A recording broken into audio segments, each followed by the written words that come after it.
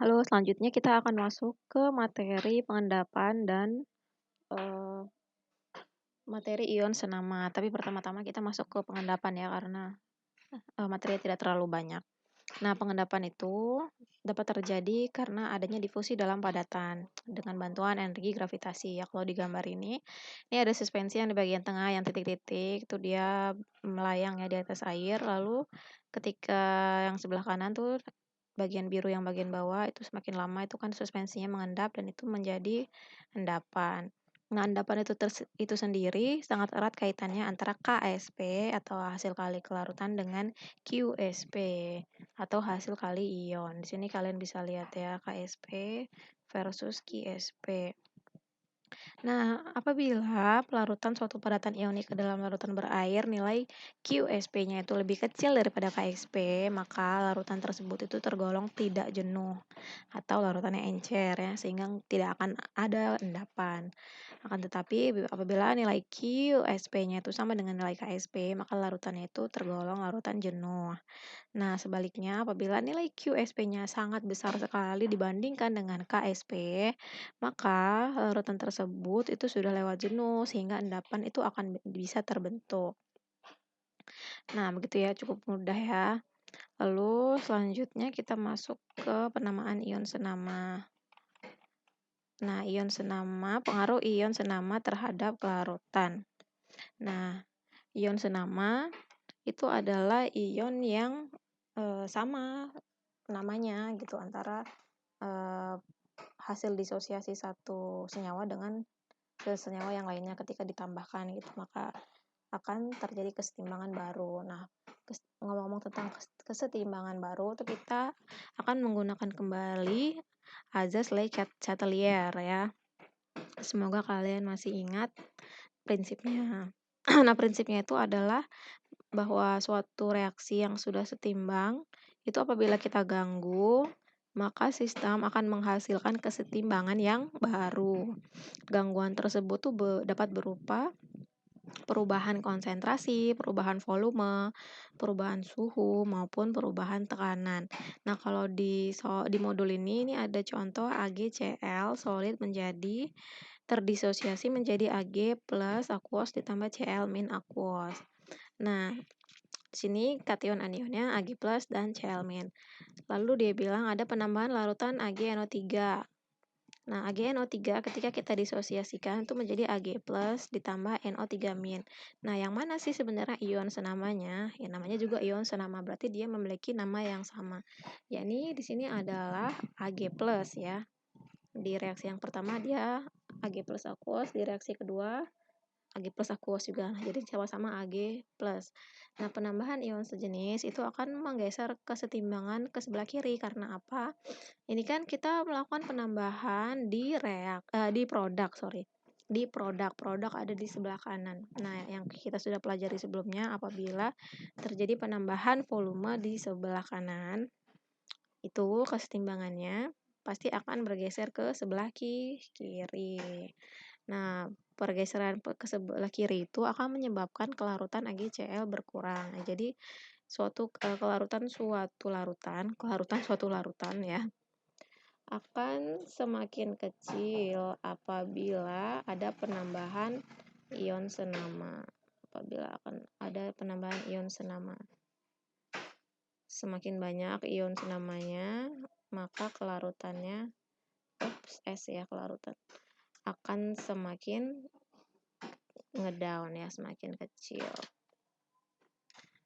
Oke, kita masuk saja ke contoh soalnya ya untuk membuktikan apa benar penambahan ion senama itu bisa mengurangi nilai kelarutan. Nah, ini contohnya ya.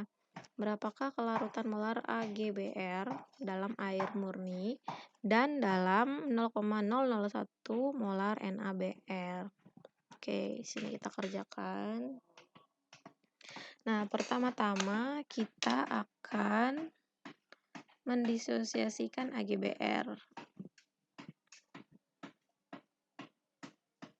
Oke ya, biar jelas tulisannya kita geser sedikit. Yes, oke, clear. Oke, good. AgBr apabila direaksikan atau didisosiasikan itu menjadi Ag plus ditambah Br min. AgBr menjadi Ag plus ditambah Br min. Nah, di sini nilai KSP-nya itu bisa kita cek di dalam nih ya, di sini bisa kita cek nilai KSP-nya si AgBr sini ya, di tengah-tengah 7,7 kali 10 pangkat minus 13 kali 10 pangkat berapa tadi? T minus 13. Nah, kita mau nyari S-nya berapa? Nah, kebetulan di sini kan masing-masing konstantanya 1 ya. Di sini kan kita bisa simbolkan setiap spesiesnya 1 dikali 1. Nah, kemarin kan rumus daripada KSP-nya itu adalah S dipangkatkan dengan konstanta. Kebetulan konstantanya 1. Pangkat 1 dikalikan di sini BR-nya juga S. Ini juga S ya. S dipangkatkan dengan 1. Jadinya sama dengan S pangkat 2. Nah, untuk mencari nilai dari S-nya saja, itu maka kita akan akar pangkat 2 dari si KSP. Jadi kita akarkan saja 7,7 kali 10 pangkat minus 13. Hasilnya sama dengan 8,8 kali 10 pangkat minus 7. Nah, itu yang pertama ya. Oke, diingat ya nilai S-nya karena mau saya hapus. 8,8 kali 10 pangkat minus 7. Oke, clear. Lalu yang kedua, itu kan tadi ada penambahan NaBr ya. Penambahan NaBr. Selanjutnya kita akan mengionisasikan NaBr. NaBr kalau didisosiasikan itu kan menjadi Na plus ditambah Br min. Nah, untuk tahu konsentrasi Na plus dan Br min, di sini kan kita udah tahu ya jumlah NaBr-nya adalah 0,001 karena ketika di sebelah kirinya 0,01 maka di kanan dengan konstanta yang sama-sama 1 berarti konsentrasi larutannya adalah 0,001 juga ya untuk Na dan untuk Br-nya. Nah, di sini yang akan kita catat benar-benar itu adalah bagian Br karena ion senamanya itu adalah Br min ya. Karena dari AgBr dan NaBr tuh yang terionisasi anionnya sama namanya itu adalah yang Br. Oke ya, diingat nih nilainya 0,001. Nah, selanjutnya kita balik lagi ke AgBr. AgBr kalau kita ionisasikan menjadi Ag plus ditambah Br min. Nah, kita kan ingin mencari nilai kelarutan dari AgBr ya.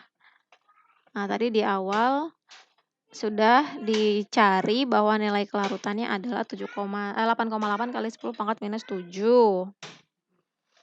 Nah, di sini ketika AgBr-nya S, maka Ag plus-nya juga kita notasikan spesiesnya sebagai S, ini juga S. Nah, tapi ada yang berbeda nih dengan Br, karena tadi kan kita sudah mencari nilai kelarutan, ada penambahan ion senama yang sama-sama Br min namanya, dan di sini nilainya adalah 0,001, sehingga kita tambahkan sebanyak 0,001.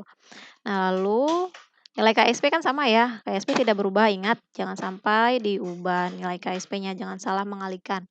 Nah, nilai KSP di sini itu mengikuti rumus yang tadi kita bahas ya.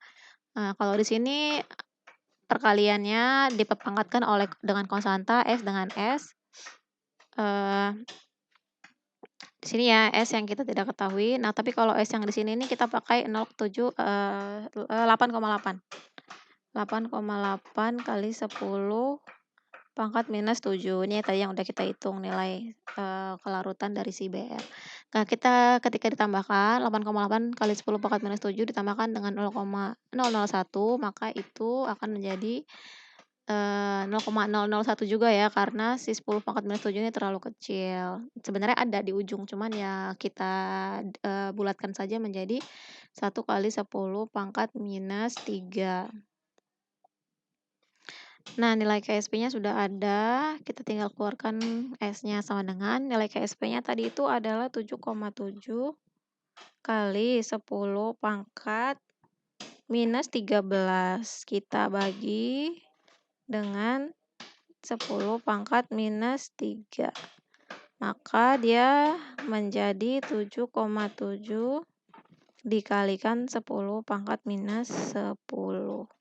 Nah, nilai kelarutannya kalau dilihat, ini kan semakin menurun ya, 10 pangkat minus 10 dibandingkan dengan di awal tadi kelarutannya kan 8,8 dikali 10 pangkat minus 7. Nah, gitu ya. Jadi sudah terbukti bahwa penambahan ion sunama dapat menurunkan nilai nilai kelarutan ya, benar ya. Nah, ini ada tugas terakhir untuk kalian. Berapakah kelarutan molar AlOH3 dalam air murni? Dan dalam 0,01 molar BaOH 2 kali. Nah, ini silahkan dikerjakan, ada 3 tugas dan akan dikumpulkan di Google Classroom, sorry.